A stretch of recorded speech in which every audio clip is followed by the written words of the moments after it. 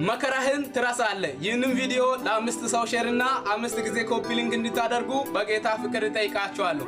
የእግዚአብሔር ቃል ሲናገር ኢዮብ ምዕራፍ 11 ከቁጥር 16 እስከ 19 እንዲህ ይላል። መከራህን ትረሳለህ፣ እንዳለፈ ውሃ ታስባለህ። ከቀትር ይልቅ ሕይወት ይበራል፣ ጨለማም ቢሆን እንደ ጠዋት ይሆናል። ተስፋ ስላለ ተዘልለህ ትቀመጣለህ፣ በዙሪያ ትመለከታለህ፣ በደህንነትም ታርፋለህ። ትተኛለህ፣ የሚያስፈራም የለም። ብዙ ሰዎች ልመና ያቀርቡልሃል እያለ እግዚአብሔር ቃል ይናገራል። ስለዚህ በብዙ መከራ ውስጥ እያለፋችሁ ያላችሁት፣ በብዙ ጭንቀት ውስጥ፣ በብዙ አለማግኘት፣ በብዙ ማጣት ውስጥ እያለፋችሁ ያላችሁት የእግዚአብሔር ቃል እንዲህ እያለ ነው። መከራህን ትረሳለህ፣ እንዳለፈው ውሃ ታስባለህ እያለ ነው። ስለዚህ መከራችሁን ትረሳላችሁ፣ እንዳለፈው ውሃ ታስባላችሁ። እግዚአብሔር ከእናንተ ጋር ነው።